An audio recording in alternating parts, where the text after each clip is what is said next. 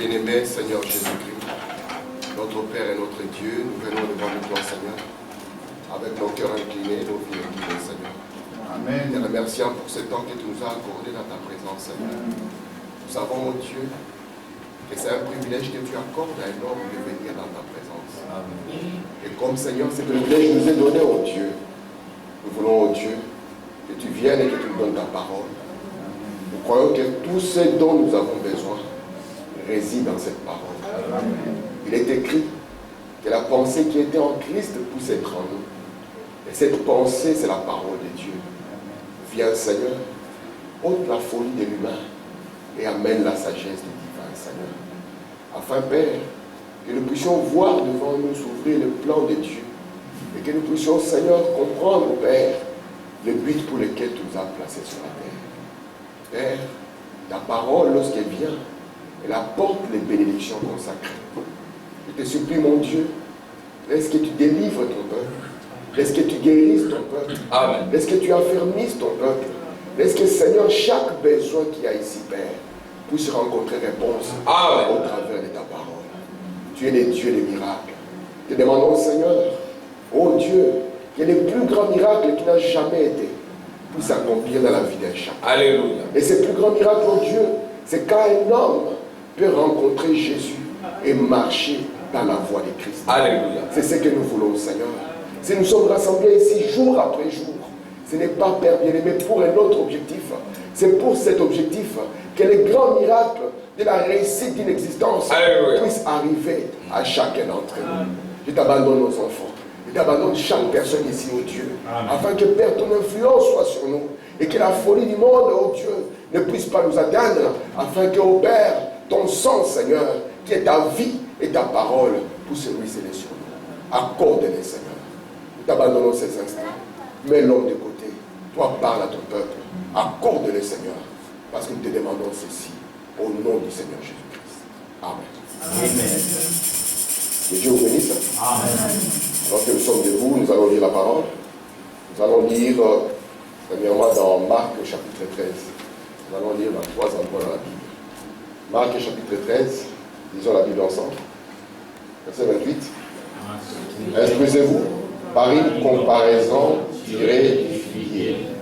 Dès que ses branches deviennent tendres et que les feuilles poussent, vous connaissez que l'été est proche. De même, quand vous verrez ces choses arriver, sachez que le Fils de l'homme est proche à la porte. Je vous le dis en vérité, cette génération ne passera point que tout cela n'arrive. Le ciel et la terre passeront, mais les paroles ne passeront point. Amen. Amen. Disons encore dans Apocalypse 16. Alléluia. Voici, je viens comme un voleur. Heureux celui qui veille et qui garde ses vêtements, afin qu'il ne marche pas nu et qu'on ne voit pas sa honte. Amen. Amen. Que Dieu ajoute des bénédictions à la lecture de sa parole. Amen. Je vous salue tous au nom du Seigneur Jésus. Amen. Et soyez bénis d'être arrivés. Amen. Je compte sur le Seigneur afin qu'il puisse nous dire quelque chose qui bénira encore. Amen. Parce que nous croyons que quand nous sommes ici, c'est pour que Dieu nous parle. Amen. Amen. Amen. Et nous croyons que sa parole, c'est la vie. Amen. Il est écrit dans les psaumes qu'il a envoyé sa parole et sa parole nous a guéris. Amen. Parce qu'il faut la parole de Dieu pour guérir l'homme de sa folie. Amen. Donc comme vous le savez, nous sommes en train d'avancer. Je suis en train de me rapprocher d'un point virgule ma vie. Amen. Je me rapproche de mon point virgule. Regardez. Parce qu'il faut que je laisse aussi que le pasteur parle. Je vais parler pendant longtemps. Alors regardez un peu. Dans cette étude que nous avons commencée, durant un bon bout de temps, j'avais un but qui était sur mon cœur. Et je voulais, par la grâce de Dieu, et ça reste marqué devant Dieu, qu'il m'accorde une voix, comme la voix d'un archange, afin que ce que j'ai vu dans la parole, que vous puissiez aussi le voir. Amen. Parce que je ne l'ai pas vu par moi-même, je l'ai vu par le messager que nous avons eu. Amen. Remarquez, mes frères, le but de ceci était que vous puissiez observer. Il y a quelque chose qui se cache. Et la chose qui se cache, elle se cache entre le 6e et le 7e saut. Je vous ai dit, lorsque vous prenez votre Bible, nous allons voir que les 6 premiers sceaux se trouvent dans Apocalypse chapitre 6. N'est-ce pas? Vous vous souvenez de ça? Les 6 premiers sceaux sont dans Apocalypse chapitre 6. Et lorsque vous allez voir le premier jusqu'à ce que, je crois, c'est Apocalypse chapitre 12, si j'ai bonne mémoire, là vous allez tomber sur le 6e sceau. Amen. Et jusqu'à la fin du chapitre, ça sera toujours le 6e sceau. Je crois que c'est le verset 17. Et remarquez maintenant, après ça, après le chapitre 6, nous allons avoir le chapitre 7. Dans la logique des hommes, le chapitre 7 devait porter le 7e sceau. Mais Frère Branham nous dit, Dieu a fait exprès. Il dit, c'est placé mathématiquement là. Amen. Et Frère Branham dit, j'aimerais que chaque personne puisse voir cet espace de temps. Amen. Et remarquez maintenant, lorsqu'on arrive au chapitre 8, le verset premier uniquement, nous avons le 7e sceau. De sorte maintenant que pour vous qui observez, il y a le chapitre 7 qui se place entre le 6e et le 7e sceau. Et quand nous prenons le chapitre 7, qu'est-ce que nous voyons? Nous voyons comment les vents sont arrêtés. Amen. Arrêtés pourquoi? Parce que Dieu veut faire l'appel de qui? Des 144 000. Et Frère Branham dit, c'est ça l'Israël que Dieu sauve. Parce que Paul nous a dit que tout Israël n'est pas Israël. Mais Israël dont Dieu parlait, il s'agissait de 144 000, soit 12 000 de chaque tribu. Amen. Parce que, remarquez, comme je vous ai dit, un sceau signifie quoi? C'est un mystère caché. C'est une œuvre achevée. Remarquez, Branham nous a montré que Dieu, lorsqu'il veut amener sa révélation, qu'est-ce qu'il va faire premièrement? Il va d'abord nous donner le sceau sous forme de symbole. N'est-ce pas, mes frères? Une fois que nous avons le sceau sous forme de symbole, la deuxième des choses, c'est que Dieu va accomplir cela dans l'histoire. Si vous voulez vous souvenir de la quotation, dans sa présence, paragraphe 2, Frère Samuel. Et la troisième des choses maintenant, c'est que Dieu amène maintenant la révélation. Est-ce que vous voyez ça? Donc la première des choses, Dieu l'annonce sous forme de symboles. Et quand c'est sous forme de symboles, les gens peuvent lire cela, mais ils ne peuvent pas le percer. Pourquoi Dieu le fait? Il le fait pour que les diables, amen, ne puissent pas avoir accès à cela. Mais une fois qu'il a annoncé sous forme de symbole, la deuxième des choses, Dieu va accomplir cela maintenant. Ce qui était sous forme de symbole, Dieu va l'exécuter dans l'histoire. Il y aura des événements qui vont se passer, les gens vont regarder, peut-être qu'ils ne comprendront pas. Mais une fois que les événements se sont déroulés, alors Dieu envoie un prophète. Parce que la révélation ne vient que par un prophète. J'aimerais que cela soit établi en vous. La révélation ne vient pas par un pasteur, ni par un docteur. La révélation vient par un prophète. Alors Dieu envoie le prophète. Que fait le prophète? Le prophète prend les symboles et vous dit, regardez ce qui était sous forme de symboles dans la Bible. Prenez maintenant l'histoire. Tel symbole qui était là, voici maintenant son accomplissement. Amen. Et quand vous voyez ça, alors vous avez eu accès au plan que Dieu avait caché. Amen. Nous avons vu qu'avec les sceaux, nous sommes rassurés. Vous savez ça? Frère Branham dit que, je l'écoutais hier, il est en train de dire, il dit, lorsque ces sceaux se sont ouverts, la Bible est devenue un livre comment? Un livre nouveau. C'est pour ça que nous, le sceau que nous prêchons ici, la Bible que nous prêchons ici, nous prêchons la Bible au travers des sceaux. Parce que s'il n'y a pas de sceaux, nous sommes dans la dénomination. Amen. Or, l'œuvre de Dieu, c'est de montrer que la dénomination n'est pas sienne. Amen. Est-ce que vous êtes là? Amen. Regardez maintenant, mes frères. Donc, ici, dans cette symbolique, nous avons vu comment est-ce que Dieu doit appeler les 144 000. Et comment Dieu va-t-il les appeler? Branham nous a dit, les trompettes qui sont dans la Bible ont pour but de pouvoir assembler Israël pour pouvoir le conduire à la fête des expiations. Est-ce que ça va? Amen. Maintenant, remarquez ici, nous avons vu la première des choses. c'est Israël qui doit être appelé entre le 6e et le 7e sceau. William Branham dit, le 7e sceau ici, quand il s'ouvre, qu'est-ce qui se passe? C'est un silence. Le silence est toujours dans le ciel, mais c'est la terre qui le révèle. C'est pour ça que ce qui est caché dans votre cœur, il n'y a que votre vie qui va nous le prouver. C'est votre terre qui va nous montrer ce qui a toujours été dans votre cœur. Amen. Le silence était là. Et Branham dit, si vous voulez voir ce qui se passe dans ce silence, allez lire Apocalypse, chapitre combien? Chapitre 10. Vous êtes là? Donc je vous ai dit qu'il y a quelque chose qui se cache entre le 6e et le 7e sceau. Or, Branham, lorsqu'il parle du 7e sceau, il dit ce que le 7e sceau est pour l'Église, c'est ce que la 7e trompette sera pour les Juifs. Amen. Quand on arrivera là, je vous montrerai cela. Ce que le 7e sceau va nous apporter et ce que la 7e trompette va nous apporter. Sans le 7e sceau, il n'y a pas de révélation de la Bible. Vous comprenez ça? Amen. Sans le 7e sceau, il n'y a pas de révélation de la Bible. Amen. C'est quand ce sceau s'est ouvert, parce qu'il s'ouvre dans un but triple, que là nous avons eu la foi ou la révélation. Amen. Amen. Est-ce que vous êtes là? Amen. Maintenant prenons le deuxième modèle. Je vous ai dit, ici nous voyons déjà le chapitre 7 qui se cache là. C'est l'espace qu'il y a entre, ou bien en d'autres termes, Israël se cache ici. N'est-ce pas? Israël qui revient au Seigneur. Maintenant regardez mes frères. J'efface ceci, mais je vais garder le chiffre 7. Ici.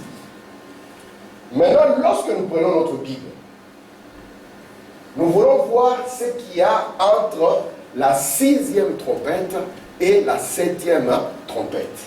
Les trompettes dans la Bible commencent dans Apocalypse chapitre 8, à partir du verset 2. Lorsque, là, vous allez voir qu'il y a les 4 premières trompettes. Est-ce que ça va? Amen. Et nous avons vu que chacune des trompettes, une trompette c'est quoi? Ce sont des troubles, n'est-ce pas? Dans le domaine politique qui amènent des guerres. Et ces guerres-là ont une répercussion sur Israël, afin qu'Israël ne reste pas au milieu des nations, mais qu'Israël retourne où? Dans sa terre. C'est pour cela que lorsque nous voyons les Israélites rassemblés, nous savons qu'ils sont rassemblés par les trompettes. Mais lorsque nous allons atteindre la 6e trompette, nous allons voir qu'il y a quelque chose que Dieu a caché. Est-ce que vous êtes là? Amen. Remarquez maintenant, nous prenons ici le chapitre 8, à partir du verset 2 jusqu'à la fin du chapitre, va nous parler des 4 premières trompettes. Et le chapitre 9, verset 1er, c'est la 5e trompette, n'est-ce pas? Et lorsque nous allons atteindre, je crois que c'est le verset 13. Hein? Je suis tout seul. Je crois que c'est le verset 13 ou verset 12. Nous allons atteindre la 6e trompette. Vous êtes là? Amen. Et maintenant, normalement, après le chapitre 9, nous devions avoir ici le chapitre combien? Le chapitre 10. Et le chapitre 10 devait automatiquement nous parler de quoi? Il devait nous parler de la 7e trompette. Mais au lieu que ça soit comme ça, la 7e trompette se trouve dans le chapitre 11, exactement au verset 15. Donc il y a des événements maintenant qui se trouvent dans votre Bible, si vous le prenez, et vous commencez à voir qu'il y a plein de choses qui commencent à se passer entre la 6e et la 7e trompette. Nous allons voir cela. Amen. Amen. Et la dernière des choses, mes frères, prenons alors la 6e coupe, parce que quand les coupes sont déversées, les fléaux sont sur la terre, n'est-ce pas? Et nous avons vu les fléaux le dimanche passé. Les gens vivent dans les fléaux qui ne se rendent pas compte que les fléaux sont là. Amen. Mais Dieu a promis que pour vous qui craignez son nom, vous ne serez pas le partage des fléaux. Amen. Amen. Alléluia. C'est pour ça que nous voulons que vous puissiez entrer dans le Seigneur Jésus. Amen. Amen. Parce que celui qui croit en moi ne viendra pas en jugement. Amen. Mais il passera de la mort à la vie. Regardez maintenant, ici, lorsque vous prenez Apocalypse chapitre 16, vous pouvez commencer au verset 12 si vous le voulez, vous allez voir qu'il y a la 6e coupe qui est déversée. Soyez avec moi parce que c'est là où je commence. Quand la 6e coupe est déversée, il y a 3 choses qui sont la conséquence de cette 6e coupe. La première des choses, regardez mes frères, c'est que l'Euphrate va tarir. Vous êtes avec moi? C'est le premier élément dans votre Bible. L'Euphrate va tarir. La deuxième des choses dans votre Bible, il y aura 3 esprits, n'est-ce pas? Semblables à des grenouilles qui vont sortir de la nouvelle Trinité, à savoir de la bête, n'est-ce pas? Du dragon et du faux prophète. Amen. Et puis, 3e élément, Jésus dit, je viens, comment? Comme un voleur. Vous voyez les 3 éléments? Avant que nous puissions atteindre la 7e coupe. Vous êtes là? Oui. Les 3 éléments. Or, dans l'histoire, nous sommes déjà capables de placer les 2 éléments. Amen. Amen. Nous avons vu avec vous que l'Euphrate représente quelque chose d'important. Branham nous a montré que lors de la 6e trompette, parce que quand la 6e trompette sonne, la 6e coupe est déversée. Branham nous a dit qu'est-ce qui s'est passé quand la 6e trompette a sonné. Quand la 6e trompette a sonné, il y avait 200 000 démons de persécution qui étaient sous le fleuve Euphrate. En d'autres termes, ces esprits de persécution étaient restés en Orient. Vous êtes là? Amen. Parce que l'Euphrate traversait Babylone. William Branham dit c'était une copie que le diable avait fait de la ville de Dieu. Amen. Amen. Vous savez ça?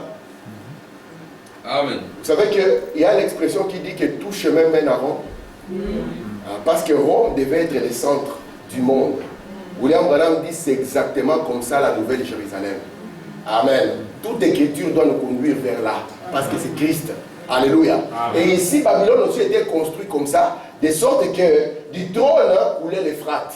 Et ici, maintenant, les démons de persécution de la Rome païenne étaient en Orient. Ce sont ces démons qui avaient détruit Israël.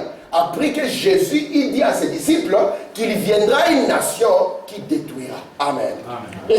Et ces démons de destruction étaient restés là. Mais il fallait, pour que Israël retourne, que ces démons de destruction puissent suivre Israël en Occident. C'est ce que la 6e coupe et la 6e trompette ont apporté. Ils ont libéré ces esprits. Ces esprits sont venus premièrement à Rome, à Mussolini, et puis à Hitler, et ils ont commencé à faire du tort à Israël pour qu'Israël puisse retourner dans sa terre. Est-ce que vous êtes là? C'est ça la première chose. Et après cela, nous pouvons voir ceci dans le temps, dans l'histoire, dans les années 39 jusqu'à 45, n'est-ce pas? Nous voyons les démons de persécution s'exercer sur la terre. Et ça, c'est le deuxième malheur ou la seconde guerre mondiale. C'est clair jusqu'à là, non? Amen. C'est tout ce qu'on a vu. Regardez maintenant. 1945, la seconde guerre mondiale s'arrête. Alléluia. Amen. Branham avait eu, comme je vous ai dit, en 1933, cette vision d'une importance comment? On ne peut pas les fuir. On doit les placer une à une ici et vous montrer leur accomplissement. Amen. Regardez maintenant mes frères. Dans la première vision, il avait vu Mussolini entrer en scène. N'est-ce pas? Et Branham a dit qu'il aura une fin honteuse. Aujourd'hui, personne ne peut contester cela. Amen. Branham a dit qu'il va sortir un Autrichien, Dino Adolf Hitler. Ça lui a causé des problèmes. Les gens voulaient la paix. Branham leur a dit non, il n'y a pas de paix pour les méchants. Amen. Il va conduire le monde dans la guerre mondiale. Hitler a commencé en douceur, vous savez ça? Il a commencé en douceur, À un moment comme ça, même les Britanniques avaient peur. Les Britanniques, c'était Chamberlain qui était à l'époque Premier ministre. Il est parti signer des accords pour qu'Hitler ne puisse pas envahir les gens. Mais Hitler, il savait, lui-même il dit qu'il y a une force qui les guidait. Il appelle ça la providence.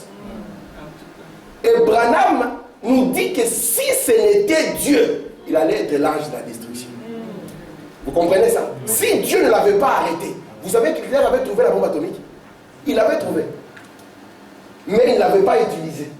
C'est pour cela que les autres ont rapidement trouvé ces dents. Parce qu'ils ont pris tous les savants. Les Russes et les Américains se sont partagés les savants. que Hitler avait. Amen. Amen. Il avait déjà trouvé les avions à réaction, mais il n'avait pas commencé à les utiliser. Si Dieu ne l'avait pas arrêté, c'était la fin du monde. Et Branham maintenant, dans la deuxième vision, il voit Hitler comment il conduit le monde dans la guerre mondiale. Dans la troisième vision, il voit comment dans le monde politique, il y a un changement. De manière que le nazisme et le fascisme sont engloutis dans le communisme. Et Dieu dit à Branham, par rapport au monde politique, observe le roi. Et Branham dit pour nous, c'est quoi le roi du Nord? Il dit, c'est la Russie. Mais Branham va plus loin. Il dit, vous peuple, ne craignez pas la Russie. Il dit non, craignez plutôt Rome. Il dit parce que même le communisme sera avalé dans le romanisme. Dit Frère Branham. Et nous pouvons le prouver avec le pape Jean-Paul II. Alléluia. Amen. Remarquez maintenant mes frères. Une fois ici, on sort de la guerre mondiale, nous sommes en 1945. Qu'est-ce qui va se passer? Le monde va se diviser en deux blocs. Nous aurons le bloc Est et le bloc Ouest. Frère Branham dit, nous sommes au niveau de la statue de Daniel quand nous avons nos deux pieds, n'est-ce pas? Le côté Est et le côté Ouest. C'est pour ça que Branham dit, vous devez faire attention. C'est quand on en arrive aux orteils que la pierre doit descendre sans le secours d'aucune main. Cette pierre ne devait pas descendre du temps de la tête. Elle devait descendre. C'est pour ça que j'ai dit le monde à partir de 1945 a changé. Vous êtes avec moi? Amen. Alors, Frère Branham va nous montrer quelque chose que même les protestants ne savent pas. Ils ne savent pas ça. Les pauvres. Lorsque nous parlons ici, ce n'est pas pour dire que nous sommes les meilleurs et ils sont les méchants. Ce n'est pas ça le but. Amen. Nous sommes seulement en train de montrer ce que Dieu a fait. Amen. Parce que nous croyons que dans chaque endroit, Dieu a un enfant. Amen. Mais nous sommes contre les systèmes qui maintiennent les gens dans un programme qui n'est pas le programme de Dieu. Mais nous ne sommes pas contre les gens. Amen. Est-ce que ça va? Maintenant, Frère Branham nous montre qu'après ceci, vous voyez, trois esprits devaient sortir. Et Branham nous a expliqué que ce sont des esprits de grenouilles. Et je vous ai dit, prenez l'histoire, vous allez vous étonner. Parce que ces esprits viennent pour amener une union. 1948, nous avons ce qu'on appelle quoi? Le conseil écuménique des églises. Branham était le premier à dire c'est un mouvement antichrist. Lorsque tout le monde disait c'est bien, les chrétiens vont se mettre ensemble, comme ça nous serons plus forts contre les communistes, plus forts contre les musulmans. Branham a dit non, ceci est un mouvement antichrist.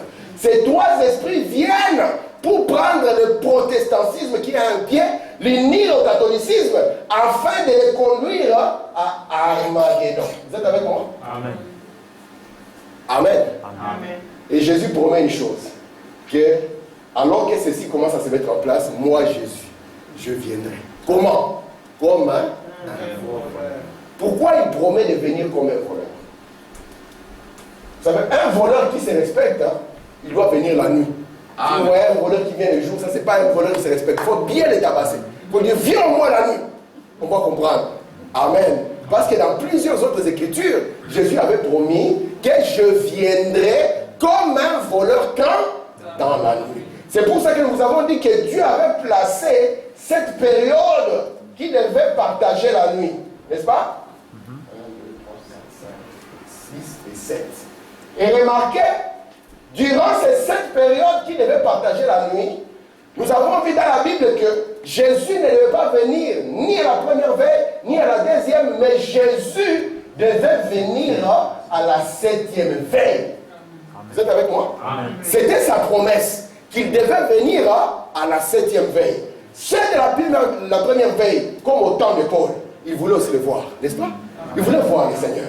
Paul lui-même a dit, nous les vivants, qui sommes restés. Jusqu'à quand? Jusqu'à l'avènement du Seigneur.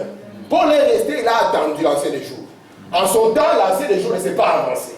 Paul était obligé de se coucher, lui, avec son groupe. Vous êtes avec moi? Cela s'est répété. Oh, Frère me dit, il dit Siméon. Vous êtes avec moi? Il dit Siméon savait que Dieu lui avait dit, Siméon, tu ne mourras pas. Tu ne peux pas mourir avant de voir le Messie de Dieu. Comme on a dit, Siméon se promenait, il disait à tout le monde, moi je ne veux pas mourir avant que je puisse voir le Messie. Avant que je puisse parler, je ne peux pas mourir. Amen. Et c'est pour ça que Siméon un jour a pris cet enfant dans ses mains. Alors que le souverain sacrificateur ne l'avait pas reconnu. Il faut madame dire, on peut donner la question à Siméon. Qu'est-ce qui te le fait comprendre? Siméon disait, c'est par une révélation du Saint-Esprit. Amen. Amen. Et quand il a pris cet enfant, il a dit, oh Seigneur, mes yeux ont vu ton salut. Amen. Maintenant tu peux laisser ton serviteur s'en aller en paix. C'est pour cela que Frère Branham va nous dire, il dit, remarquez les 6 âges.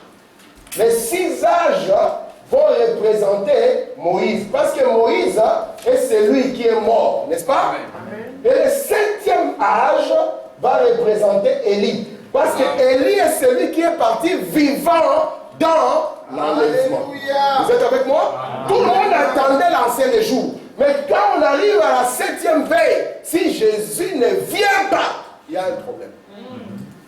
Amen. Maintenant, prenons la Bible. Vous êtes avec moi? Est-ce que ça va jusque-là? Amen. Seigneur, prenons la Bible. Aujourd'hui, on va d'abord nager un peu dans la Bible. Parce que Frère Branham est un prophète de la Bible. Vous ne pouvez pas croire qu'ici on invente. Mais qu'on puisse vous montrer que cela se trouve dans votre propre Bible. Alléluia. Alors, prenons la Bible ici. Nous sommes dans Matthieu chapitre combien?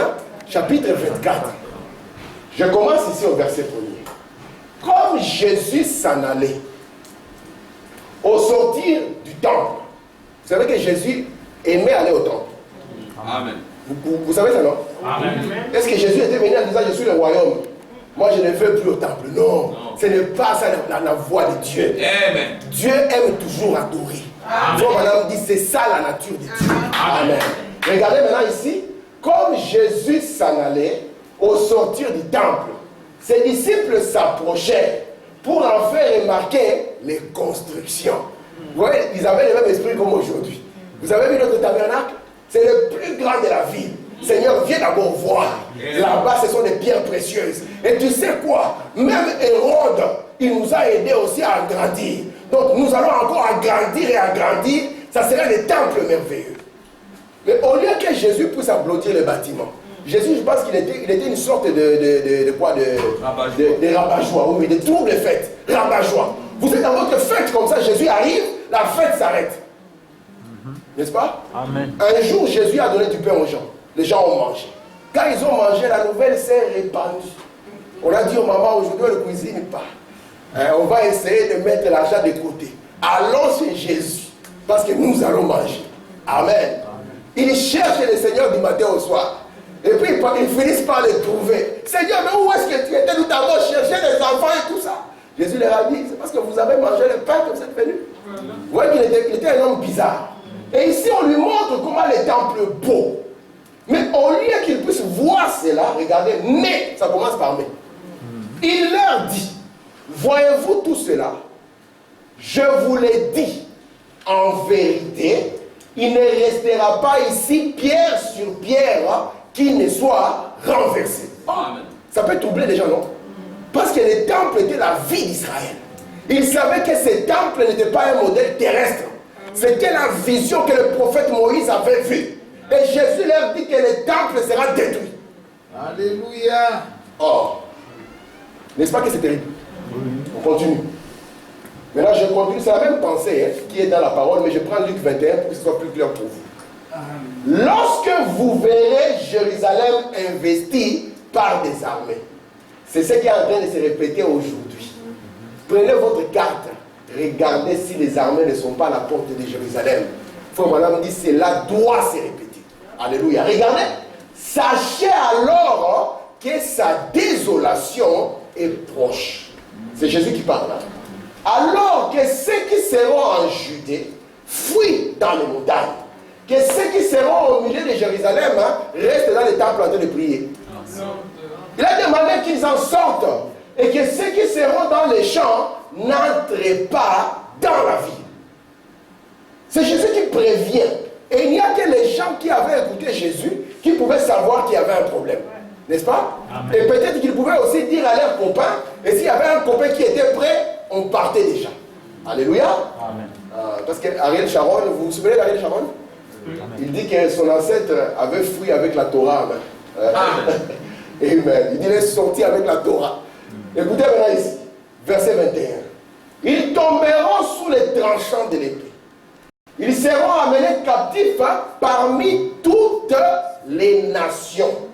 Et Jérusalem sera foulée aux pieds par les nations jusqu'à ce que les temps des nations soient accomplis. C'est Jésus qui parle, non?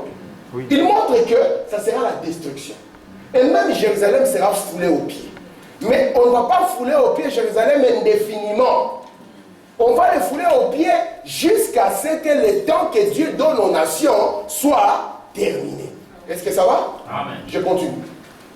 Jésus, Marc 13. Instruisez-vous par une comparaison tirée de quel arbre? Frère Branham me dit, dans la Bible, le figuier a toujours représenté Israël. C'est pour ça que quand Jésus était sorti, il avait regardé un arbre, il voulait manger. C'était quel arbre? C'était le figuier. Est-ce que le figuier avait les fruits dignes de la repentance? Non. Jean avait dit que l'arbre qui ne porte pas du fruit, la cognée est mise à la racine. C'est un arbre qui sera coupé. Il était en train de parler d'Israël, la manière dont Israël sera détruite. Amen. Et il dit maintenant ici, vous devez vous instruire. Une fois que Jérusalem est détruite, qu'Israël a été dispersé dans le monde entier, regardez les figuiers, regardez à Israël. Dès que ces branches deviennent tendres, donc il commence encore à sortir une nouvelle branche. Vous êtes avec moi? Et que les feuilles poussent, vous connaissez que l'été est... Écoutez, de même, quand vous verrez ces choses arriver, sachez que qui? Le Fils de l'homme est proche à la porte. Donc lorsque vous voyez les feuilles commencer à devenir tendres, sachez que le Fils de l'homme doit être proche et il doit être à la porte. Vous êtes avec moi? Regardez maintenant, Matthieu 24. Si donc on vous dit, voici il est dans le désert, il faut y aller? Non. N'y allez pas. Mais aujourd'hui, si vous dites aux gens, il est dans le désert, ils vont vous suivre. Il dit ici, voici, il est dans les chambres. C'est pour les chambres, papa. Nous avons notre chambre dedans. Il est dedans. Amen. Il dit ici, ne les croyez pas. Il faut Branham n'a dit nulle part qu'il faut aller consulter une chambre dedans. Nulle part. On ne consulte qu'un prophète. Amen. Vous savez, quand Neville avait un don, n'est-ce pas, de prophétie. Oui. Parce que le don de prophétie est différent du don d'un prophète. Le don d'un prophète, il naît prophète. Amen. Il a le subconscient et le conscient qui sont reliés. Tandis que le don de prophétie, vous pouvez l'avoir une fois et ça part. Amen. Vous êtes avec moi? Amen. Quelque chose peut risquer d'arriver ici et Dieu vous le donne, vous parlez, nous sortons d'ici avant que l'accident arrive. Et peut-être plus jamais, vous ne pouvez prophétiser. Amen. Est-ce que vous savez que Caïphe avait le don de prophétie? Oui. Caïphe a prophétisé. Et la prophétie était vraie. Oui. Il a dit, il est mieux qu'un homme meure pour tous. N'est-ce pas? Oui. Et la Bible dit que Caïphe ne savait pas qu'il prophétisait. Amen. Amen. Mais le don de prophétie, c'est différent. C'est Dieu qui se prend, il se saisit d'un homme pour faire de lui son porte-parole. Et cet homme-là n'est pas simplement là pour vous parler des événements, mais il est là pour interpréter la parole qui est écrite dans sa propre vie. Amen. Amen. Regardez maintenant. Maintenant, Jésus dit ici, même si on vous dit dans les chambres, ne les croyez pas. On a commencé à consulter les villes. Frère Neville, qu'en est-il de ça? Et puis on était étonné que Neville a sorti des fausses prophéties. Oui. Pourquoi? Parce qu'on ne consulte qu'un prophète. C'est ça la voie par excellence. Amen. Écoutez, verset 27. Amen. C'est Jésus qui parle. Il a dit qu'il ne sera ni dans les chambres, ni dans les déserts. Je peux continuer? Amen. Car, comme l'éclair, part d'où? De l'Orient. De l'Orient encore. Et se montre jusqu'à l'Occident. Vous voyez que la parole est précise. Hein? Oui. Car l'éclair, comme l'éclair, part de l'Orient et se montre jusqu'en Occident, ainsi sera l'avènement de qui? Donc le Fils de l'homme qui s'est montré en Orient, ce Fils de l'homme-là doit aussi se montrer en Occident. Amen. Amen. En quelque lieu que soient les cadavres, là s'assembleront les aigles. Il dit attendez à la dispensation des aigles.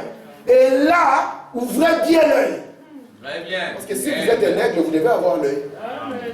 Si vous Amen. n'avez plus l'œil, c'est que vous êtes devenu un vautour. Ouais. Il faut madame dire, vous avez aimé les lignes téléphoniques. Ouais. Vous êtes limité là à chercher les lapins morts. Or, l'âge du lapin était le temps de l'hiver. Mais Branham dit, Dieu ne peut pas donner un œil à un aigle sans qu'il lui donne les ailes. Afin qu'il monte plus haut. Et que plus haut, il puisse voir. C'est pour ça que les sons que nous apportons, ce n'est pas une vision de la terre. Mais nous devons d'abord monter plus haut. Afin de pouvoir voir ce qui était dans le plan de la rédemption. Amen. Est-ce que ça va? Amen. On peut continuer? Amen. Nous sommes toujours dans la Bible, n'est-ce pas? Amen. Est-ce que nous avons fouillé la Bible? Non. Qui est l'homme qui veut nous parler de l'éclair qui part de l'Orient et se montre en Occident? On est en train d'attendre Jésus dans le vide. Où il viendra. Mais Jésus vient toujours avec précision. Michel avait dit, oh toi Bethléem Ephrata. C'était avec précision. Amen. Même Hérode lui-même avait compris que Jésus ne peut pas venir comme ça dans le vide, ça n'existe nulle part. Il a demandé à ceux qui étaient versés, qu'est-ce que le prophète a dit de lui? Amen. Sinon il allait envoyer les armées dans le vide. En Galilée, en Nazareth, partout. Mais il a dit, on va descendre à Bethléem. Amen. Amen. Merci Seigneur. Regardez ici. Aussitôt après ces jours de détresse, William Branham dit c'est le 6e psaume. La persécution des chemins, je vais vous lire ça. Le soleil s'obscurcira, vous voyez que c'est le 6e psaume. La lune ne donnera plus sa lumière, les étoiles tomberont du ciel et les puissances des cieux seront ébranlées. Écoutez. Alors les signes du Fils de l'homme paraîtra dans le ciel. Amen. C'est précis. Toutes les tribus de la terre se lamenteront. Ce n'est pas avant la persécution des chemins. Non. C'est après que vous verrez les signes du Fils de l'homme paraître dans le ciel. Toutes les tribus de la terre se lamenteront. Elles le verront. Le Fils de l'homme venant sur le nuage du ciel avec puissance et une grande gloire. Amen. Est-ce que ça va? Amen. Si un aigle est monté, a déjà vu la vision. Il a déjà vu la vision totale. Comment il est en train de se déployer. Est-ce que vous allez bien? Amen. Aujourd'hui, on a une heure de plus de sommeil, n'est-ce pas? Amen. Et j'espère alors que vous ne dormirez pas. Parce que vous avez dormi une heure de plus. Hein? Merci Seigneur. Regardez notre prophète. Suivez-moi attentivement, je ne serai pas long, n'est-ce pas? Mais je vais être précis, afin que vous puissiez comprendre les temps dans lesquels nous vivons. Vous savez, mes frères, Israël est retourné dans sa terre. Les églises n'ont pas compris pourquoi. Ils ont cru que c'est un événement. Nous avons vu d'autres, ils ont dit Israël, nous sommes pour la Palestine, parce qu'il n'y a pas la justice, n'est-ce pas? Mais nous, nous savons que quand Israël retourne dans sa terre, c'est un point crucial. Amen. Amen. Regardez, frère, dans la marque de la bête, il a prêché le 17 février 61. Il dit ceci au milieu du paragraphe. Si vous voulez savoir le jour du mois, regardez le calendrier. Si vous voulez savoir les jours de la saison concernant la venue du Seigneur, qu'est-ce que je répète? Vous voulez savoir les jours de la saison concernant la venue du Seigneur, regardez là où se trouve Israël. Est-ce que vous comprenez ça? C'est ça le point précis concernant les jours de la saison. Amen. C'est l'horloge de Dieu. Et Branham dit, il est là dans sa patrie. Lorsque la destruction voulait venir, Dieu a dit non, Israël n'est pas dans sa position. L'épouse non plus, pas dans sa position. Arrêtons cela jusqu'à ce que chacun retrouve sa position. Amen. Et Branham nous dit, si vous voulez connaître le jour de la saison, concernant quoi? La venue du Seigneur. Regardez à qui? À l'église? Non. Regardez à Israël. Alléluia, continuons. Dans le son de Dieu du 14 mai 54, paragraphe 271. Remarquez, suivez. Ils sont allés, toutes sont devant ont soufflé sur la terre, avec des armes de destruction, pour tout exterminer exterminés pendant la guerre mondiale. Mais tout à coup, cela s'est arrêté. Apocalypse chapitre 7, verset 1 dit, je vis 4 anges venir avec des instruments de destruction. Et un homme est venu de l'Est qui tenait le sceau du Dieu vivant. Il a dit, retenez les 4 vents. Il devait sceller l'Église et devait sceller Israël. Vous êtes avec moi? Amen. Branham continue. Messieurs, est-ce les signes de la fin? J'aime les titres des faux Branham. Même les titres pas. Amen. Écoutez, regardons la montre, virgule, le calendrier, pour voir la date où nous vivons. Israël est en Palestine, dans sa patrie. L'étendard portant l'étoile à 6 points de David, d'il y a 2000 ans, oui, d'il y a environ 2500 ans, le plus ancien drapeau flotte. Israël est de retour dans sa patrie. Faut madame dit maintenant, quand le figuier bourgeonne, cette génération ne mourra pas. Ou là, madame dit, on s'est moqué de Jésus. Quand Jésus a dit, cette génération ne passera pas, on pensait que c'était la génération de Jésus. Faut madame dire, cette génération ne mourra pas. En d'autres termes, ne passera point que tout cela n'arrive. Est-ce que vous comprenez? C'est Jésus qui l'a dit. Et après ceci, Jésus a dit, les ciels et la terre passeront, mais mes paroles ne passeront point. Est-ce que ça va? Amen. Ajoutons encore. Je suis dans Sentinelle. Qu'en est-il de la nuit? Vous voyez même les titres. Sentinelle. Qu'en est-il de la nuit? Alléluia. Amen. Prêchez le 30 novembre 58. Écoutez le prophète. La Palestine est devenue une nation. Les Juifs sont retournés, venant de tous les coins de la terre. Ah, et s'ils sont établis, pourquoi? Pour le voir venir, comme Dieu a dit qu'il ferait. Instruisez-vous par une parabole tirée du figuier. Quand il pousse, donc quand ils sont venus, ce n'était pas pour autre chose. Ils veulent le voir. Amen. Amen. Je peux continuer? Est-ce que vous allez croire? Amen. Vous allez croire? Amen. Amen. Je n'ai pas entendu. Vous allez croire? Amen. Amen. Écoutez, ici maintenant, Frère Branham commence à montrer comment est-ce que les avions ont débarqué en Iran. Il y avait les vieux juifs qui étaient là. Ils ont vu les avions, ils ont dit non, non, nous on n'entre pas là-dedans. Et puis il y a un rabbin qui est venu. Il leur a cité Exode 19. Il leur a dit, l'Éternel a promis qu'il nous ramènera chez nous sur les ailes d'aigle. Et tout le monde est entré. Vous savez qu'elle devait être portée par l'aigle naturel. Mais vous qui êtes l'Israël spirituel, vous devez être porté par les grands aigles de Dieu. Amen. Est-ce que vous le croyez? Amen. Regardez maintenant, paragraphe 54. Maintenant, on est venu. Il a dit ainsi, il arrivera que cette génération ne passera point, ne finira pas et n'arrivera point à sa fin avant que toutes ces choses s'accomplissent. Écoutez, frère madame, quelle génération? Est-ce que c'est la génération, quand Jésus parlait, c'est de quelle génération? Frère madame dit, la génération qui voit le figuier porter ses bourgeons. Israël a toujours été les figuiers. Cette génération qui voit Israël porter ses bourgeons, elle ne doit pas passer. Jésus, après cela, il a insisté. Les ciels et la terre passeront. Mais mes paroles, les promesses sont infaillibles. Amen. Est-ce que vous le croyez? Amen. Merci Seigneur. On continue. On s'est avancé, l'écriture sur la muraille, du 2 septembre 56, paragraphe 55, au milieu du paragraphe. On s'est avancé, on a demandé aux Juifs. Pourquoi retournez-vous dans votre patrie? C'était des vieux. Hein? C'était des vieux. On a demandé à ces vieux. Y retournez-vous pour mourir afin d'être ensevelis dans la patrie comme Joseph? Écoutez, ces vieux Juifs, les larmes leur coulant de jour, ont dit non. Nous allons rencontrer le Messie. Alléluia. Amen. Nous allons voir le Messie. Il sera là bientôt. Quand les figuiers bourgeonnent, le temps est proche, même à la porte. En vérité, je vous l'ai dit, cette génération ne passera point que tout cela n'arrive. Est-ce que si Jésus ne tient pas parole, c'est très grave, non? Si Jésus n'accomplit pas ceci, c'est quel manquement? Amen. Continuons.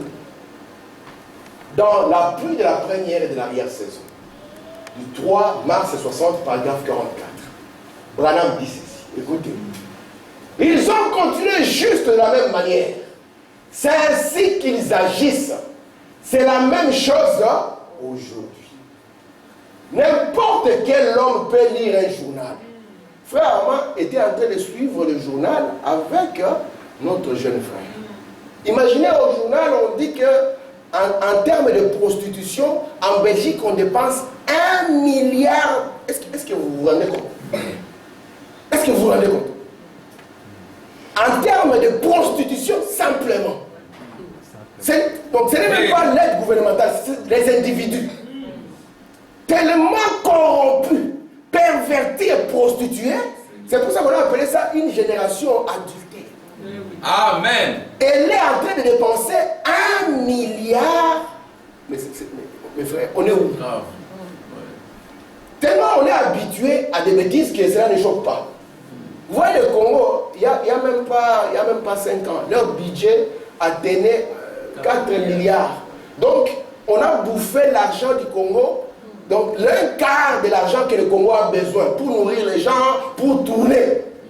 Les gens l'ont dépensé dans la prostitution. Oh Seigneur. C'est terrible. C'est la fin du monde. Regardez maintenant ici. N'importe quel homme peut lire un journal. S'il a un peu de discernement spirituel en lui, il peut voir que nous sommes à la fin. Amen. L'heure est là. Il n'y a rien d'autre qui reste pour nous sinon la venue du Seigneur. Amen. Il n'y a pas un autre espoir pour nous sinon la venue du Seigneur. Donc l'homme lui dit, Seigneur, il faut que tu viennes, parce que là, ça ne va plus. Amen. Amen. Pas les autres qui disent, Seigneur, je n'ai pas encore accompli ça. Attends d'abord. Tu viendras lorsque j'aurai terminé tout mon programme. Là, tu arrives. Alléluia. Amen. Regardez, Dieu a aussi son programme. Alléluia. Regardez maintenant ce qu'il faut dire. C'est presque la fin des temps dans le prophète Michée. Prêché le 26 avril 51, paragraphe 83. Moi, je crois qu'il vient dans cette génération. C'est pas Branham qui commence. Branham, lui, croit qu'il vient quand? Dans cette génération. Je crois que cette génération-ci verra Jésus venir. Alléluia. Je le crois de tout mon cœur. Mais Branham ne connaît pas encore la raison. Je ne sais pas pourquoi. Il sait pourquoi. Mais là, il commence, je ne sais pas pourquoi. Et je sens que je le verrai venir. Moi, un vieux homme. Je crois toujours que je le verrai venir. Alléluia. On peut continuer. Amen. Branham ne sait pas pourquoi. Mais lui, il croit qu'il doit le voir venir dans cette génération. Il faut, madame, dites-nous un peu plus. Parce que quand tu dis je ne sais pas, nous ne sommes pas rassurés. Nous voulons que tu puisses donner une précision dans la parole. Amen. Regardez ici dans la pluie de la première et de l'arrière-saison, paragraphe 45. Certaines personnes sortent et disent, oh, cela peut être dans 1000 ans. S'il ne vient pas dans cette génération, il viendra dans l'autre.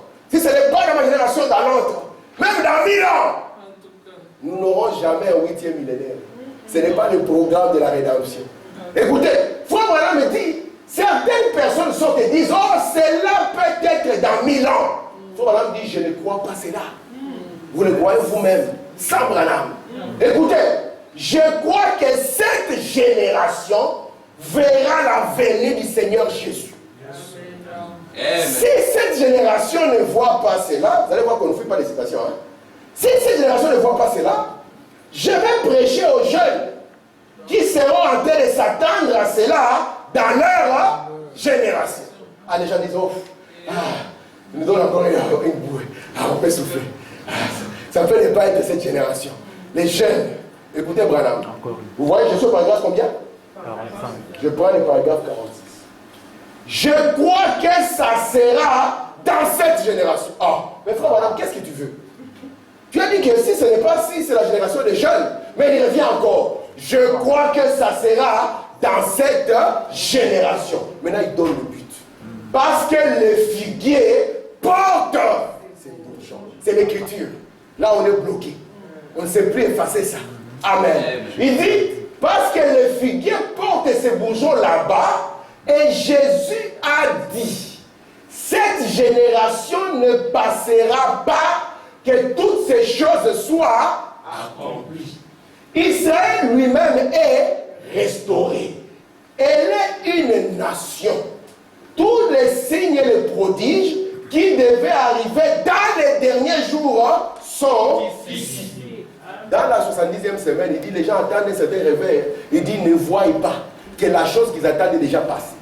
Dans les 70e semaines, j'amènerai la situation. Il dit, tout ce qui devait arriver dans les derniers jours, tout cela ici. Israël est dans sa terre. Ce que l'épouse attendait, l'épouse l'a vu. Messieurs, quelle heure. Je continue. Amen. Encore? Amen. Encore? Amen. Amen. Merci mes frères. Écoutez, c'est frère madame qui parle. N'est-ce pas que c'est merveilleux quand il parle comme ça? Amen. Écoutez, dans le 7e, sur paragraphe 187.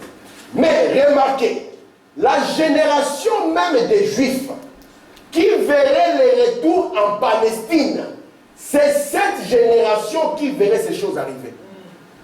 C'est très grave, non? Si on va la chercher, peut-être qu'elle n'existe même plus. Oui. Vous êtes avec moi? Oui. On va la chercher aujourd'hui, elle n'existe même plus. Écoutez, et ce n'est que depuis. Lorsque j'ai lu cette citation, ma femme n'était pas loin, je lui ai dit, Branham est terrible. J'ai dit ça hier. Il dit, et ce n'est que depuis les 2 dernières années qu'elle est devenue une nation comment? À part entière. Ça c'est une précision totale. Vous allez comprendre pourquoi. Ce n'est que depuis les 2 dernières années, frère Samuel, qu'elle est devenue une nation à part entière. Parce qu'une nation doit avoir une armée, elle doit avoir sa propre monnaie. Israël, quand ils ont commencé, ils avaient commencé à utiliser l'argent que les Britanniques avaient laissé. On appelait ça la livre palestinienne. Amen. Et puis de la livre palestinienne, Israël va maintenant frapper sa propre monnaie, le shekel. Amen. Et aujourd'hui, ils ont le nouveau shekel. Amen. Branham dit, il n'y a que 2 ans qu'elle est devenue une nation à part entière. Vous savez que c'est là une conséquence totale pour l'âge des Antilles. Vous voulez connaître la conséquence? Vous allez croire. C'est pas moi, hein? C'est frère Branham. Avec sa propre monnaie. Et quoi encore? Est-ce que ça se trouve bien là? Amen. Regardez frère Branham ici. Dans les instructions de Gabriel et Daniel, paragraphe 126. Frère Branham dit, Israël retourne dans sa patrie. Le jour où Dieu décidera qu'Israël est une nation, ce jour-là, plus personne ne sera sauvé chez les gentils. Est-ce que c'est pas grave? C'est pas grave. C'est là où j'aime le prophète. Mes frères disent, on nous a dit il y a ces 22 ans qu'il est devenu nation en part entière. Maintenant, moi, je n'étais pas encore né en 1960. Qu'est-ce que tu as de parler, frère? Tu dis qu'il n'y a plus quelqu'un qui peut être sauvé chez les gens. Moi, je vous ai dit, avec les sauts, je ne vous dirai jamais venez être sauvés. Avec les sauts, je vous dirai venez voir comment est-ce que Amen. Tel que vous êtes ici, n'est-ce pas que chacun de vous, tu crois que Jésus est mort pour tes péchés? Amen. Jésus est mort en quelle année? Vers l'an 0 là-bas. Toi, tu es né en quelle année? Alléluia. Il fallait d'abord que Jésus attende que Linda vienne, qu'elle termine avec la question du péché. Et Jésus va mourir. Dieu ne fait pas comme ça. Amen. Jésus est venu mourir même avant que vous puissiez même venir et même connaître quoi que ce soit. Et ce qu'il vous appelle, c'est vous identifier et accepter ce qu'il a fait. Amen. Et c'est ce qu'il va venir faire. Lorsqu'il vient réclamer, alléluia, c'est pour que vous vous puissiez simplement voir et comprendre ce que Jésus a dit. Amen. Parce que la foi que nous vous donnons, c'est la foi dans une œuvre Achevée. Amen. Ce n'est pas dans une foi, dans une œuvre qui l'achèvera, non. C'est la foi dans une œuvre achevée. Et le saut, c'est une œuvre achevée. Est-ce que ça va? Amen. Tu vois que la situation ne fait plus peur. Hein? Alléluia. Nous sommes heureux que nous savons que nous sommes dans le salut. Que même les diables ne peuvent pas nous arracher le salut. C'est pour ça que quand les sons ont commencé à retentir, nous avons écouté l'appel de notre nom. Et nous sommes venus. Amen. Pour nous identifier au sauvé de Jésus-Christ. Amen. Merci Seigneur. On continue. Israël est retourné dans sa patrie. Jésus a dit, quand les figuiers bourgeonnent, cette génération ne passera pas que toutes ces choses s'accomplissent. Quand Israël retourne dans sa patrie et devient une nation, écoutez, cette génération-là verra la venue du Messie. Amen. Vous savez, l'histoire d'Israël, c'est le même type que l'histoire de l'Église. Jésus est venu comme le Messie devant Israël, vrai ou faux? Amen. Vous savez ce qui s'est passé? Israël était aveuglé. Et Israël a rejeté Jésus. Et qu'est-ce que Jésus a fait? Jésus a fait seulement comme ça. Amen. Amen. Le même ministère, la même vie, il a tourné vers les gentils. Et quand les gentils vont arriver à la fin de leur parcours, ils seront exactement dans la même condition qu'Israël. De sorte que quand le Messie sera manifesté au milieu d'eux, ils vont le rejeter. Amen. Amen. Et la même chose qui avait été faite en Orient sera faite de nouveau. Il se retournera seulement comme ça. Et les Juifs les reconnaîtront. Amen. Amen. Vous êtes là? Amen. Maintenant que ça ne soit pas moi, ça soit bien voilà. Alléluia. Parce qu'on n'aime pas les explications. Alléluia. Amen. Amen. Vous savez que dans chaque âge, Frère Voilà me dit qu'elle est laïque et l'Église dévie toujours. C'est pour ça que Dieu vient dans son rôle de souverain berger. Amen. Et quand il vient dans son rôle de souverain berger, c'est dans les 7 messagers. Amen. Amen. C'est pour cela que je crois que Tim n'a rien à dire. Amen. Amen. Il doit dire scrupuleusement ce que le messager a dit. Alléluia. C'est ça mon ministère. Alléluia. Amen. Si vous enlevez cela, moi je laisse les histoires de prêcher. Je commence à faire les chants et je m'occupe d'autres choses. Alléluia. Merci. Alors continuons. Est-ce que c'est bon ça, non? Amen. Merci Seigneur. Oh. La pluie de la première de l'arrière saison, paragraphe 56. Cette génération, 40 ans sont considérés comme une génération. Cela est déjà passé il y a longtemps. Non, mon frère. C'est passé il y a longtemps. Écoutez le prophète. Il y a 7, 10, 12 ans. Quand vous faites moins 12, vous serez en 48. Vous comprenez? Lorsqu'Israël est reconnu comme nation à l'ONU. Vous êtes avec moi? Et que les nations commencent à s'unir depuis 45. Les églises s'unissent. Israël se réveille. N'est-ce pas? Écoutez maintenant. Et le jour des gentils devient rempli de l'horreur. Écoutez. Nous sommes dans la dernière. On l'ajoute? Vous êtes prêts? Amen. Continuons avec le prophète. On a encore 5 minutes et je m'arrête. Écoutez même les titres. Oui, les titres. Ces paroles. Donc, ils ne peuvent pas faillir. Ce sont des paroles de promesses qui ne peuvent pas faillir. Écoutons ce qu'il y a dedans, le paragraphe 34. Israël est dans sa patrie. Il a sa propre nation. Il a sa propre monnaie, son propre drapeau. Il est membre des Nations Unies. Il est une nation pour la première fois depuis 2500 ans. Depuis qu'il avait été une nation. Jésus a promis. C'est une promesse. Et ici, c'est les paroles de promesse. Infaillible. Que la génération, point, c'est le point de frère madame, c'est pas moi.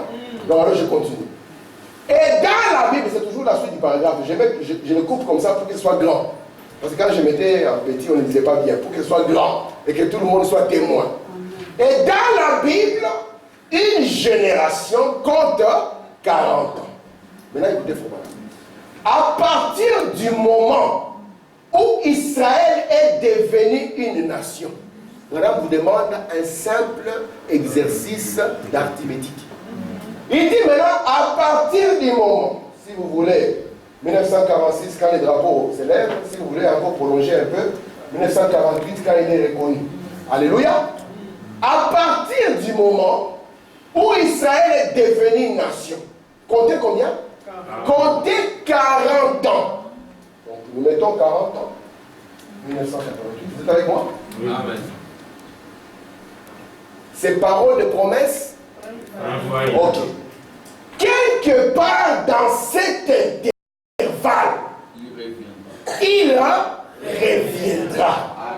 Et si c'est la vérité, voilà, c'est la vérité, oui, c'est l'écriture. Et si c'est la vérité, alors cela apporte quoi? La vérité. Alléluia. Direct. Si c'est la vérité, cela doit apporter. On continue. Il faut que ça soit une source intarissable.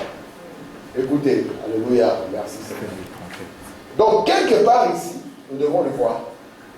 Si nous ne le voyons pas, que Dieu nous aide. C'est pour ça que la Odyssée a besoin d'avoir un collier.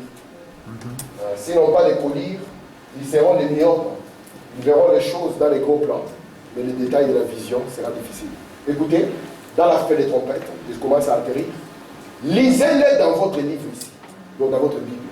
Et voyez si ce n'est pas entre les 6e, la 6e et la 7e trompette que cela sincère. Que les Juifs sont appelés. Entre le 6e et le 7e fléau, on en arrive aux 144 000. Voyez-vous ce qui s'est passé entre les deux. Amen. J'ajoute. Entre la 6e trompette, donc 6e trompette, 1939, 1945. Votre 6e trompette. Vous êtes là? Amen. Ok. Entre la 6e trompette et la 7e trompette, maintenant la 7e trompette, là, je n'ai pas encore précisé les temps. Cela viendra. Amen. Amen. Parce que je n'ai pas encore parlé de cela. Entre la 6e trompette et la 7e trompette, un prophète doit se présenter devant ces deux nations. C'est quelle écriture? La 6e trompette, nous sommes ici. Apocalypse, chapitre 9, verset 13. N'est-ce pas? Alors, qu'est-ce qu'il y a ici? Avant qu'on arrive, 7e trompette, c'est Apocalypse, chapitre 11, verset 15. Qu'est-ce que Branham nous promet ici? Il nous promet que nous devons voir Apocalypse, chapitre 10, verset 7. C'est ça un prophète devant les nations. Et la Bible l'a appelé le 7e ange. Et le 7e ange dont il est question ici, ce n'est pas les anges des trompettes, parce qu'ils sont des anges célestes, mais c'est l'ange d'Apocalypse 3, verset 14, écrit à l'ange de l'église de Laodicée. Amen. Et comment on sait que c'est un prophète? C'est parce qu'on dit au jour de la voix du 7e ange, les mystères. Et le mystère, ce n'est pas un truc du pasteur, le mystère, ce n'est pas, c'est un truc qui vient. Alors il vous dit maintenant que dans votre Bible, regardez ça y est là, vous allez voir quoi? Que entre cette 6e trompette et la 7e trompette, quelque chose arrive. Il y a d'abord un prophète qui vient aux nations. Est-ce que vous l'avez vu? Amen. Si vous ne l'avez pas vu, c'est que vous n'êtes pas dans le programme. Revenez vite au programme. Un prophète doit se présenter à qui? Aux nations. Pour faire quoi? Pour appeler les gens à revenir à la doctrine pentecôtiste originelle. Nous n'avons pas dit que les sœurs n'ont pas la capacité de prêcher. Mais nous avons dit que dans l'église Dieu vivant, les sœurs ne prêchent pas. Amen. Est-ce que les frères n'ont pas la capacité de prendre un verre de bière et de le boire? Si. C'est la même chose que quand nous prenons un verre d'eau, non? C'est vrai que c'est amer peut-être, mais on est capable de faire chose. Mais dans l'église Dieu vivant, un frère ne fait pas ça. Il n'a pas l'angle de consommation. Amen. Amen. Vous êtes avec moi? Amen. Et dans l'église Dieu vivant, une femme ne prêche pas. Même si elle avait la capacité de le faire. Si elle a ses dons, nous allons prier que les dons aillent sur son mari. Madame dit, on a une sœur qui était prédicatrice quand elle était dans la dénomination. Quand elle est venue au message, le don l'a quitté pour aller chez son mari. Amen. Amen. N'est-ce pas que c'est merveilleux? Et ce prophète vient. Il dit, il n'y a pas trois personnes en Dieu. Amen. Il dit qu'il n'y a qu'une seule personne. Et cette personne, c'est le Seigneur Jésus-Christ. Et c'est pour ça qu'au jour de sa chair, il n'a jamais dit ainsi, dit le Seigneur. Parce qu'il était le Seigneur. Amen. Amen. Amen. Écoutez. Il vient pour rappeler les gens à revenir à la doctrine pentecôtiste originelle. Acte 2 chapitre, acte chapitre 2 verset 38. Répentez-vous. Alléluia.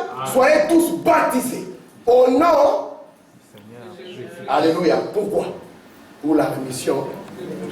Et vous aurez la gerbe, n'est-ce pas? Amen. N'est-ce pas que ça les promesses? Et Branham revient encore. Il dit on ne baptise pas au nom du Père, du Fils et du Saint-Esprit. Ce ne sont pas des noms. Le seul nom, c'est le Seigneur Jésus. Amen. Un prophète doit apparaître pour ramener les gens. Amen. Et alors qu'il paraît, et les deux témoins d'Apocalypse 11 doivent venir aussi. C'est là où il y a des problèmes. Avant que la sainte trompette ne sonne. Parce qu'ils arrivent dans Apocalypse chapitre 11 verset 3. Juste avant que la septième trompette ne sonne, il doit venir vite fait. Amen. Vous êtes là et se présenter aux Juifs. Amen. Pour les diriger vers qui? Vers Jésus. Alléluia. Pendant que l'Église a fait quoi? Parce qu'il s'agit ici de l'histoire de Joseph. Dit frère, voilà, mais avec insistance. Il dit Joseph était déjà en contact avec ses frères, vrai ou faux? Et aucun de ses frères ne savait que c'est Joseph. Amen. Alléluia. Amen. Parce que Joseph était habillé comme un Égyptien et Joseph parlait comme un Égyptien. Il avait même changé de nom. On l'appelait comment? Merci beaucoup. On voit que les moments suivent quand même le film. C'est bien. Gloire à Dieu. Amen. Et remarquez maintenant, dans la parole, pour que Joseph dise à ses frères, c'est moi Joseph, il fallait premièrement que sa femme et les enfants soient dans le palais.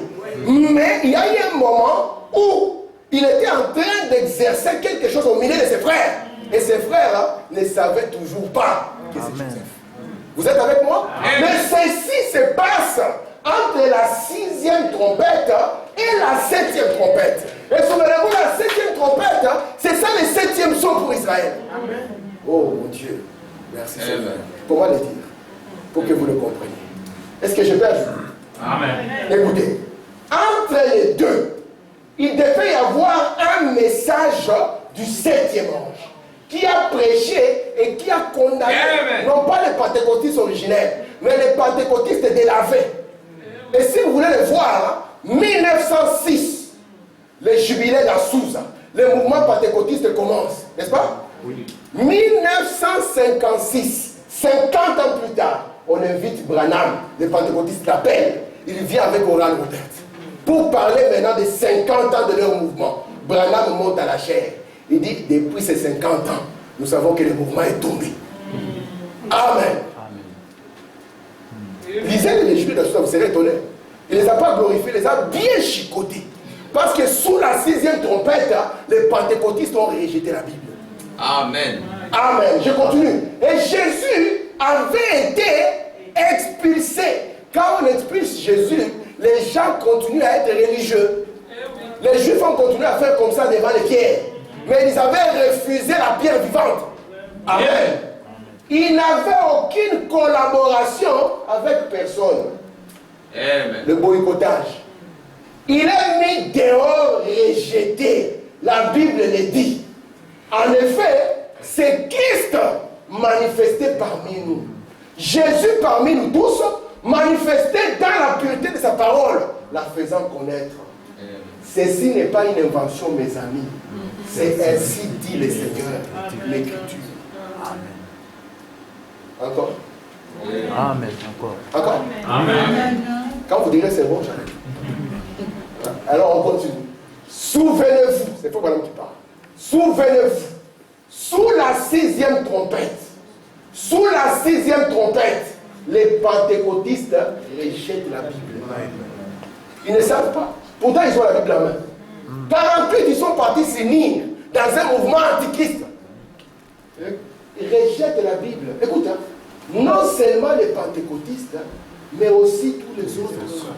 Le monde ecclésiastique hein, rejette Christ et il est mis comment? Voilà. Or, n'est-ce pas que c'est merveilleux? Est-ce que ce n'est pas la même chose qui s'était passée à Israël? Amen. À la fin de la dispensation des Juifs. N'est-ce pas la même chose? Il n'y a rien de nouveau sur la terre. Ce qui a été, c'est ce qui sera. C'est ce qui est écrit dans la Bible, n'est-ce pas? Finissons alors ici. Ok, j'ai fini par cette écriture. Vous allez la croire? Amen. Écoutez mes frères, c'est merveilleux. Remarquez ici. Lévitique combien? 26. Maintenant, l'ordre d'enchaînement des Écritures. Après la longue période de Pentecôte, la longue période de Pentecôte, ce sont les âges de l'Église, vous vous souvenez, non? Amen. Qui se termine par quoi? Par l'appel à sortir de qui? De l'épouse. L'épouse est appelée à sortir par qui? Comment on appelle lui le serviteur? Ah, c'est un serviteur qui sera rejeté. Oui. Qui ensuite? Se fait connaître. Amen. Est-ce que vous pouvez croire cette écriture? Amen. Donc, l'appel à sortir, c'est pour ça que j'aime les Seigneurs Jésus. Est-ce que vous aimez les Seigneurs Jésus? Amen. Vous savez ce que Jésus a fait? Le sacrifice de Jésus à la croix n'avait plus besoin d'un corps né d'une vierge. Amen. Est-ce que vous comprenez ça? Amen. Une fois que Jésus a donné sa vie à la croix, on n'avait plus besoin qu'une vierge puisse concevoir. Amen. Le sang de Christ était plus que capable de tomber sur son peuple et de pouvoir le purifier. Amen. De l'amener dans la même condition que Jésus. C'est pour cela que Jésus ne s'est pas séparé de nous. Il s'est appelé la tête et nous étant le corps. Est-ce que vous êtes là? Amen. Alléluia. C'est pour ça qu'il dit, faites attention. Ça sera par un serviteur que l'appel de Dieu sera. Et sera rejeté. Amen. Et ça sera un ministère qu'on va rejeter. De la même manière qu'Israël rejeta un ministère. Nous sommes au temps de la fin. Amen. Il n'y a rien d'autre qui reste. Mais pour vous qui craignez mon nom, Alléluia. le soleil de la journée. Que le Seigneur bénisse.